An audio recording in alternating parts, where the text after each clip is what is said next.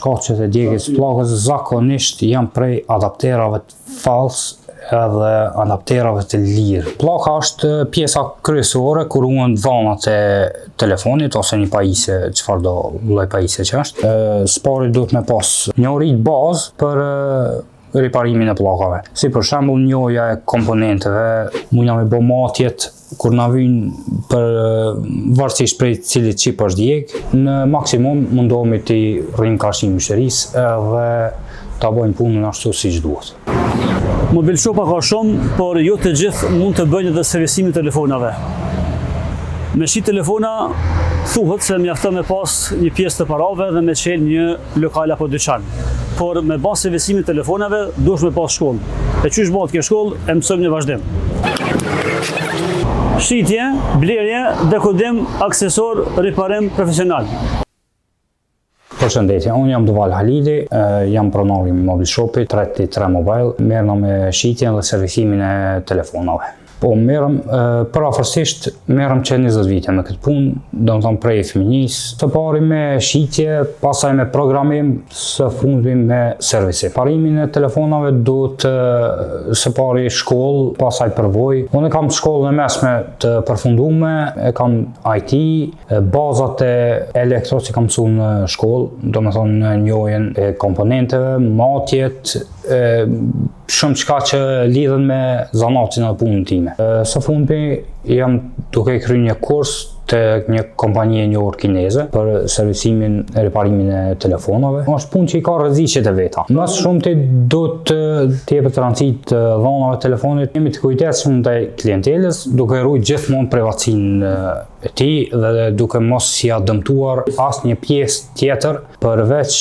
e ka prunë me rregullu. Punën tonë e bën të veçantë kujdesin ndaj klientit, transparenca, profesionalizmi dhe përgjegjësia që kemi ndaj klientelës. Ka përgjegjësi, pasi që gjatë riparimit mund të ndodhë ndonjë problem ose mund të aprishim vetë telefonin. Në maksimum mundohemi të rrim karshim mështerisë edhe ta bëjmë punën ashtu siç duhet.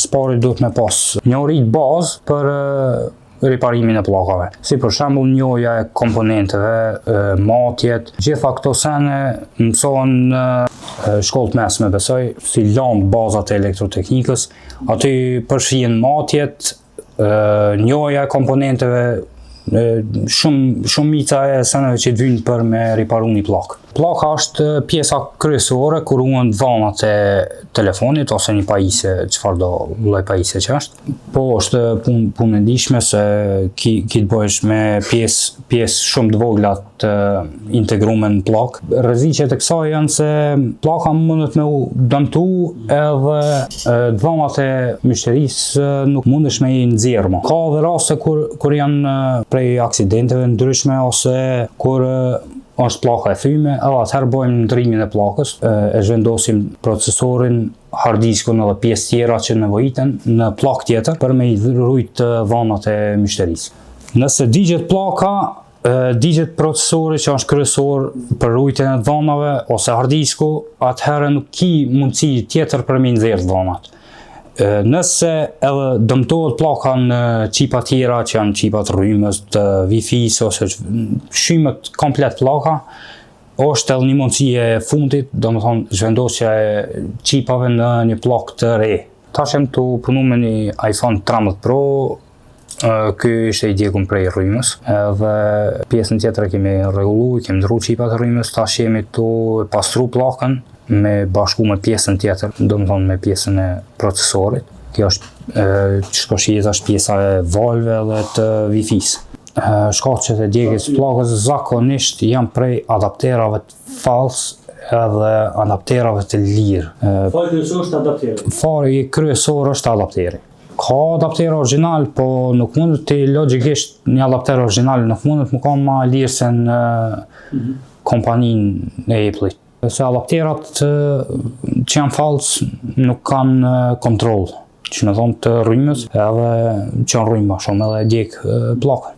Normal nuk është e preferuar me nejt non-stop në rrymë sa janë nxehet. Kjo është një skem, në këtë rast është një iPhone 12 Pro Max, këtu mund t'i shohim, këto janë të gatshme do më thonë prej Kinës, edhe mujna me bo matjet kur na vynë për varësisht prej cilit qip është djeg, edhe pse shumicën e rasteve matjet i bojmë me aparat fillestar, i bojmë me power supply, masanej mujna me këshyr ku është problemi. Pra, eksperienca ta mëson qysh me detektu problemin prej në fillim, prej power supply direkt në ku është varësisht prej problemit. Nëse është për shembull në qipat rrymës, duhesh me këshyr sa po me rrymë, sa po shpenzon, e kështu me radhë. A je fan si iPhone apo i Samsungut? Unë jam fan si Huawei-t, po si telefon më praktik është iPhone.